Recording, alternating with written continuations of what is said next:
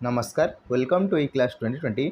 आज आम ये भिडियो रे चाइल्ड डेवलपमेंट एंड पेडागोजी बा सीडीपी रो टॉप 20 मोस्ट इंपोर्टेंट क्वेश्चन आलोचना करिबा जोटा कि आपन को special OTET OTET OSSTET CTET TGT PGT CT BEd इत्यादि एंट्रेंस एग्जाम पई हेल्पफुल रहइबो। चलंतु वीडियो टी स्टार्ट करिबा। क्वेश्चन नंबर 1 आमे देखिबा। क्वेश्चन नंबर 1 अछि which is the main focus of child centered education. शिक्षार्थी केन्द्रिक शिक्षा रे आमर मुख्य फोकस बा मुख्य लक्ष्य कौन?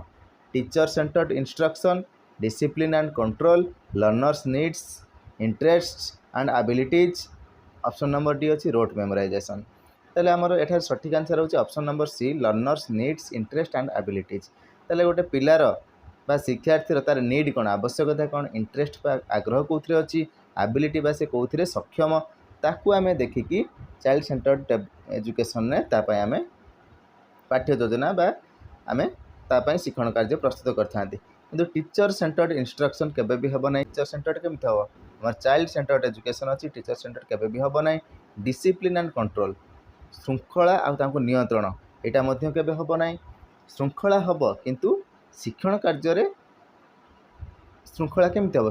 शिक्षण कार्य अनुଯାयी तांको श्रृंखलाटा रहउथबा दरकार। ताले श्रृंखला माने पूरा पाटी चुप करिवो सेटा कोन श्रृंखला को आजिवो कि ना, सेटा को आजिवोनी। ताले ऑप्शन नंबर सी अछि learners needs interest and abilities.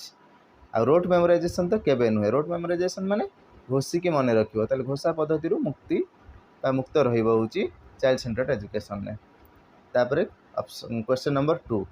Question number 2 कहिची which is the propounder of cognitive development theory. Cognitive development theory रो प्रोपाउंडर किए? हमर सठिक आंसर होची जीन पियाजेट। जीन पियाजेट होचंती कॉग्निटिव डेवलपमेंट थ्योरी रो प्रोपाउंडर। तले हमर से कौन कहिथिले ना चारिटा स्टेज विषय रे जीन पियाजेट चारिटा स्टेज विषय रे कहिथिले तांको कॉग्निटिव डेवलपमेंट थ्योरी रे। से चारटा स्टेज होची sensory motor, pre operational, concrete operational और फॉर्मल ऑपरेशनल। तापर जीवा परवर्ती प्रश्न को। परवर्ती प्रश्न अछि question number 3 zone of proximal development जोटा को जेडपीडी शॉर्ट रे कहंती इज गिवन बाय। तो जो जोन ऑफ प्रोक्सिमल डेवलपमेंट कहा द्वारा दिया ना भाइगोट्स को द्वारा दिया। कहा द्वारा? भाइगोट्स की। तले ZPD means the gap between what A learner can do independently and what can be achieved with guidance बा स्कैफोल्डिंग।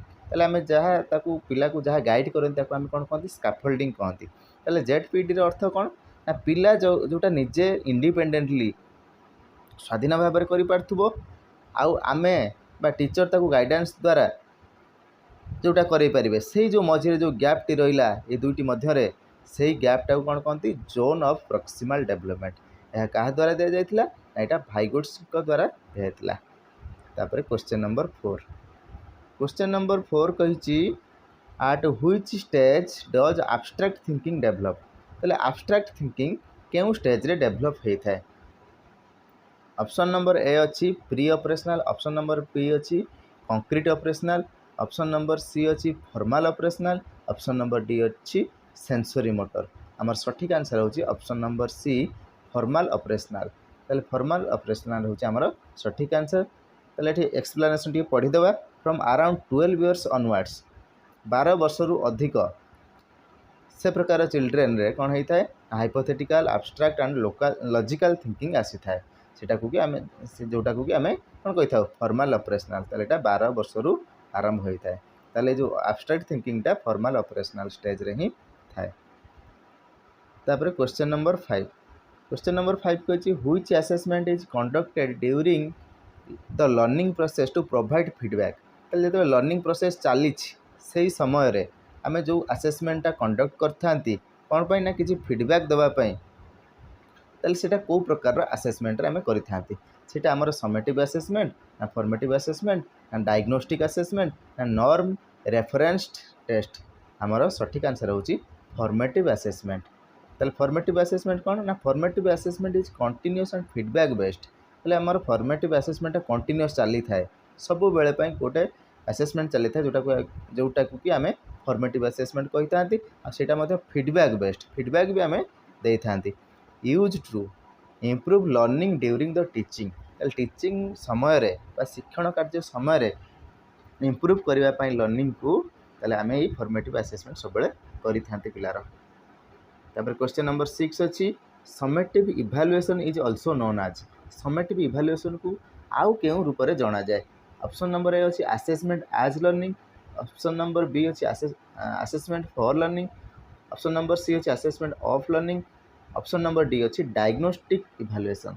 ताले हमर एठारे सठिक आंसर होची समेटिव इवैल्यूएशन जेते थिबो सेटा हमर ऑफ लर्निंग रे आसीबो। ताले assessment of learning option number C होची हमर राइट आंसर। ताले summative assessment happens at the end exam बा test to check how much has been learned. ताले से पिलाटी केते शिखिची सेटा को आमे असेस करिया पई बा इवैल्यूएट करिया पई ताले आमे एसे बा समेटिव असेसमेंट करि थाउ।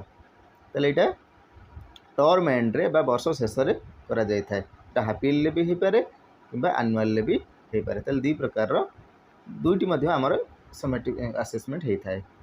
तापर क्वेश्चन नंबर 7, क्वेश्चन नंबर 7 कहिछि moral development theory is given by. ए जो मोरल डेवलपमेंट थ्योरी कहा द्वारा दिया जायछि। मोरल डेवलपमेंट थ्योरी मन रखिबे कोहलबर्ग द्वारा दिया जायछि। ताले ताकर मध्ये मोरल डेवलपमेंट रो तीनटा लेवल कथा से एक्सप्लेन करथले। गोटे होछि प्री कन्वेंशनल, आ गोटे होछि कन्वेंशनल, आ गोटे होछि पोस्ट कन्वेंशनल। तापर क्वेश्चन नंबर 8, क्वेश्चन नंबर 8 कहिछि which is not a principle of development. कोडा गोटे डेवलपमेंट रो गोटे प्रिंसिपल नुह। डेवलपमेंट इज कंटिन्यूअस, ठीक अच्छे। Development is uniform in all children. सबू चिल्ड्रेन कर समान प्रकार डेवलपमेंट बा विकास होता है कि कहार स्लो होता है कहार जल्दी होता है। ताले यूनिफॉर्म नुह। यूनिफॉर्म माने कौन समस्त समान समान नुहे। ताले हमर एटा आंसर हो तथापि ऑप्शन नंबर सी डी देखिदवा। Development proceeds from general to specific. General to specific को होता है। डेवलपमेंट इज इंटर रिलेटेड, परस्पर सहित निर्भरशील डेवलपमेंट विकासटा। ताले एटा मध्ये हमर ठीक अच्छे। ताले हमर मागिछि नॉट कोटा हमर प्रिंसिपल नुह विकासर बा डेवलपमेंट रो गोटे प्रिंसिपल नुह। ताले ऑप्शन नंबर बी हैला हमर जोटा कि सब चिल्ड्रेन को पई डेवलपमेंटटा समान नुहे। ताले ऑप्शन नंबर बी होछ हमर right answer. Development rate varies across children. Development रेटटा विकासर हारटा पिला मानक मध्य सब कौन करता है भ्यारी करता है अलग अलग रहता है। दो इट्स सीक्वेंस इज प्रेडिक्टेबल, किंतु आम प्रेडिक्ट करि पारंती, आम आगुआ अनुमान करि पारंती या पर ए डेवलपमेंटटा बा ए विकासटा घटी पारे, किंतु तार रेट बा तार जो हारटा तार जो स्पीडटा सबु पिलांक ठारे समान नुहे। तापर क्वेश्चन नंबर 19, क्वेश्चन नंबर 19 कहिछि in Erikson's theory the stage industry versus inferiority corresponds to. ताले जो एरिक्सन कर थ्योरी अच्छी ता मध्य गोटे स्टेज अच्छी तांकर इंडस्ट्री वर्सेस इन्फेरियोरिटी। ताले सेटा काहा को करेस्पॉन्ड करता है को एज ग्रुप को करेस्पॉन्ड करता है। 0 to 2 years, 2 to 6 years, option number C अच्छी 6 to 12 years, option number D अच्छी 12 to 18 years। ताले एठी हमर सठिक आंसर होची 6 to 12 years, जोटा कि ऑप्शन नंबर सी रे अच्छी। एट दिस स्टेज माने 6 ରୁ 12 वर्ष रे कोन करता है children develop competence and confidence through school activities. तार स्कूल एक्टिविटीज द्वारा तार जो कॉम्पिटेंस आउ तार जो कॉन्फिडेंस को से बढ़ाई थाए बा डेवलप कराई थाए। तापर एटा गोटे गुरुत्वपूर्ण प्रश्न भल भाव देखिए।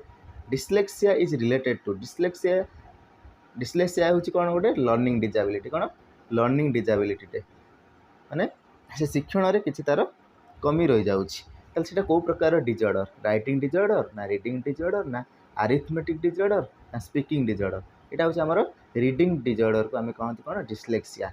आउरी भी सब अछि। डिस्लेक्सिया देखले डिफिकल्टी इन रीडिंग और स्पेलिंग, सेटा होछि कोन डिस्लेक्सिया। डिस्ग्राफिया होछि तार राइटिंग रे जदि तार भूल भाल किछि होछि बारंबार ताल सेटा आमे कोन कहबा को लर्निंग डिसेबिलिटी ना डिस्ग्राफिया।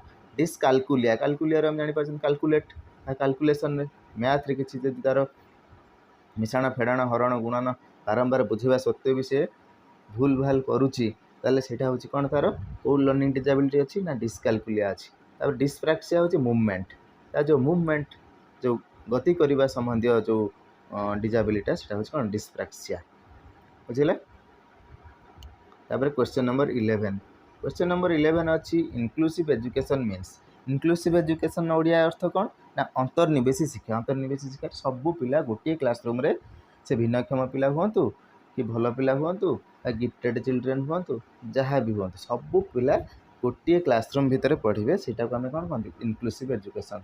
ऑप्शन नंबर ए अच्छी teaching only average students together average student को एकाठी करके हम पढ़ेगा को इंक्लूसिव एजुकेशन कहते हैं भूल अच्छी separate schools for disabled children जो डिजेबल्ड चिल्ड्रेन रहिले माने भिन्नक्षम पिला रहिले तांको पय हम सेपरेट स्कूल करिया को इंक्लूसिव एजुकेशन कह जाए एटा मध्यम भूल अच्छी एक्सक्लूडिंग गिफ्टेड स्टूडेंट्स माने जो माने पूरा अधिक दक्षता जार थाए तांको कोन कहते गिफ्टेड स्टूडेंट थाए तांको आ जाए तांको पय इंक्लूसिव एजुकेशन कि ना माने समस्त पय इंक्लूसिव एजुकेशन ताले ऑप्शन नंबर सीटा कोन देछि equal learning opportunities for all children in the same classroom समान क्लासरूम रे सबु प्रकार अपॉर्चुनिटी इक्वल अपॉर्चुनिटी सबु पिला को दिया ऑल चिल्ड्रेन को दिया जिवो ताले सेटा हम एक्सप्लेनेशन देखितबा inclusive education promotes equality social justice integration of special needs children माने से जो भिन्नक्षम पिला समस्त को इंटीग्रेट करके रखिबा समस्त को एकाठी करी रखिबा होची इंक्लूसिव एजुकेशन तापर क्वेश्चन नंबर 12 अछि in Piaget's pre operational stage Piaget कर गोटे स्टेज अछि से जो स्टेज कहिथिले ता मथिन गोटे होची प्री ऑपरेशनल स्टेज ताले से स्टेज रे चिल्ड्रेन आर पिला माने कोन हेतांती logical thinkers egocentric abstract problem solvers scientific experiments से कौन होता प्री ऑपरेशन स्टेज रे इगोसेंट्रिक होता इगोसेंट्रिकटा 2 ରୁ 7 वर्ष बयस पिला माने प्री ऑपरेशनल स्टेज रे जाती children can use symbols and language से माने सिंबल आउ लैंग्वेज यूज करिए बट रिमेन इगोसेंट्रिक माने कौन see the world from their perspective से माने निज पर्सपेक्टिव रु पृथ्वी को बा दुनिया को देखी था बुझला तापर क्वेश्चन नंबर 13 कहिछि motivation that comes from within a learner is called माने गोटे लर्नर बा गोटे शिक्षार्थी ता भीतर जो मोटिवेशनटा जो आसुची ताले सही प्रकार मोटिवेशन को हम कौन कहबा एक्सट्रिंजिक इंट्रिंजिक पॉजिटिव ना नेगेटिव पॉजिटिव रेनफोर्समेंट ना नेगेटिव रेनफोर्समेंट ताले एटा जेहेतु निज भीतर आसुची ताले इंट्रिंजिक मन रखिया पय इन माने कोन भीतर ताले भीतर आसुची इंट्रिंजिक ताले intrinsic motivation arises from internal interest love for learning मान तार गोटे भल पाइबा आसीଯିव जे शिखिबा नॉट एक्सटर्नल रिवार्ड्स और पनिशमेंट ताको जदि आमे बाहर पटरू ताको आमे किछि पनिशमेंट दउचंती दंड दउचंती कि किछि पुरस्कार दउचंती ताले सेटा इंट्रिंजिक को आजीवन सेते बेले ताको कोन को आजीव ना एक्सट्रिंजिक को आजीव बुझिला तापर क्वेश्चन नंबर 14 कहिछि which is the best classroom management strategy ताले बेस्ट क्लासरूम मैनेजमेंट स्ट्रैटेजी कोटा स्ट्रिक्ट डिसिप्लिन पूरा स्ट्रिक्ट कड़ाकड़ी रहिबो श्रृंखला कड़ाकड़ी रहिबो ये भूल engaging students in learning activities रे शिक्षण कार्यक्रम रे पिला पूरा एंगेज करके रखिबा एटा ठीक अछि इग्नोरिंग मिसबिहेवियर जे मिसबिहेवियर खराब व्यवहार करछि ताको हम इग्नोर करबा सेमिते इग्नोर करबानी ताको बुझेबा तले ये मध्य गोटे बेस्ट क्लासरूम मैनेजमेंट स्ट्रैटेजी नुह गिविंग पनिशमेंट ताको दंड देवा को पिला को से मध्य भल स्ट्रैटेजी नुहे तले हमर ऑप्शन नंबर बी होची सठिक आंसर तापर क्वेश्चन नंबर 15 को जीवा क्वेश्चन नंबर 15 कहिछि which assessment identifies learning difficulties तले लर्निंग डिफिकल्टीज पिलार कोठी डिफिकल्टी रहिला कोठी असुविधा रहिला कोठी समस्या रहिला को प्रकार असेसमेंट कले आमे जानि परिबा जेते बेले आमे जन को रोग होउची रोगी से जेते डॉक्टर पाखु जाउ से कोन करछंती डायग्नोस करछंती रोग को चिन्हिबा पय से कोन करछंती डायग्नोस करछंती ठीक सेमिति आमे मध्य पिल्लांकर कोठी असुविधा रहउची कोठी कमी रहउची ताको जानिबा पय आमे भी डायग्नोस करबा सेटा को से असेसमेंट को कोन कहबा ना diagnostic assessment diagnostic assessments are conducted before or during learning to detect specific problems तले आमे बिफोर लर्निंग किंबा ड्यूरिंग लर्निंग माने लर्निंग पूर्वरु बा लर्निंग चलीथिबा बेले शिक्षण कार्य चलीथिबा बेले भी आमे ताको डिटेक्ट करि परिबा को प्रकार तार स्पेसिफिक प्रॉब्लम अछि ताको मध्ये आमे डिटेक्ट करि परिबा तले से प्रकार असेसमेंट को कोन कहंती ना diagnostic assessment option number C तापर क्वेश्चन नंबर 16 अछि which teaching method is child centred कोटा हमर शिक्षार्थी केंद्रिक बा शिशु केंद्रिक लेक्चर मेथड रे टीचर एक्टिव थांती ताले से टीचर सेंटर्ड हे जो ड्रिल मेथड रे टीचर मध्य एक्टिव थांती डिक्टेशन मेथड रे टीचर मध्य एक्टिव थांती किंतु प्रोजेक्ट मेथड रे पिला एक्टिव थाए बेसी ताले से जो प्रोजेक्ट मेथड किए देथिले किल पैट्रिक देथिले के देथिले किल पैट्रिक मन रखिए यहाँ बहुत टाइम रे क्वेश्चन आसी थाए। तो प्रोजेक्ट मेथड किए देते ना किल पैट्रिक से कौन करते जो प्रोजेक्ट मेथड कौन एम्फासाइज करा जाता है एम्फासाइज लर्निंग बाय डूइंग। पिला माने निजे करिक शिखिबे कोऑपरेशन परस्पर सहित कोऑपरेशन रहिबो प्रॉब्लम सॉल्विंग समस्या को समान समाधान करिवे ता द्वारा पिला एंगेज होउची सेथिपाई सेटा कौन हला प्रोजेक्ट मेथडटा चाइल्ड सेंटर्ड हला। तापर question number 17 कहिची Which principle is followed in continuous and comprehensive evaluation बा CCE। CCE रा पूरा नाम होची कंटिन्यूअस एंड कॉम्प्रिहेंसिव इवैल्यूएशन। ताले को प्रिंसिपलटा CCE रे फॉलो करा जाई थाए। ऑप्शन नंबर अछि एग्जाम ओरिएंटेड इवैल्यूएशन ओनली ना केवल एग्जाम ओरिएंटेड इवैल्यूएशन हेई न थाए कंटिन्यूअस अविरत भाव रे इवैल्यूएशन चली थाए पिलार। Focus on cognitive development only ना continuous assessment to cognitive and non cognitive aspect तार जो कॉग्निटिव रहिला नॉन कॉग्निटिव रहिला बा स्कोलास्टिक रहिला बा को स्कोलास्टिक रहिला से प्रकार एस्पेक्ट को असेसमेंट कंटिन्यूअस भाव में चलता है। यहाँ हूँ ऑप्शन नंबर सीटा हूँ राइट आंसर। तथा दुईटा देखिए yearly report card evaluation only ये सीसी रे अंतर्भुक्त केवल नुहे। तो एक्सप्लेनेशन देखिए सीसी इवैल्यूएट्स बोथ एकेडमिक बा नॉलेज को स्कोलास्टिक तार सब स्किल आसीज एटीट्यूड आसीज वैल्यूज आसीज एगुड़ा को आम कंटिन्यूअसली सीसी रे इवैल्यूएट करता। क्वेश्चन नंबर 18 अच्छी according to Erikson the stage of 12 to 18 years इज एरिक्सन को अनुसार मतरे जो एज ग्रुप दि जाइए 12 ରୁ 18 वर्ष से कौ type initiative versus guilt identity versus role confusion intimacy versus isolation industry versus inferiority. तो ये आमर 12 ରୁ 18 इयर्स जो यहाँ आमर आइडेंटिटी वर्सेस रोल कन्फ्यूजन यहाँ हूँ आमर सठिक आंसर। तापर जी क्वेश्चन नंबर 19 को। क्वेश्चन नंबर 19 हूँ which of the following is not A domain of development.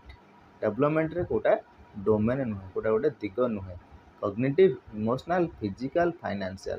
तो डेवलपमेंट आम कॉग्निटिव डेवलपमेंट होता है इमोशनल होता है फिजिकल होता है फाइनेंशियल डेवलपमेंट होता है कि गोटे शिशुर ऑप्शन नंबर डी हूँ आम right answer.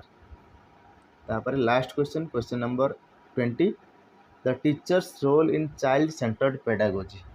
Child centred pedagogy रे शिशु केन्द्रिक मनोविज्ञान रे टीचर को रोल कौन थाए dictator of knowledge facilitator and guide जज of performance only controller of class.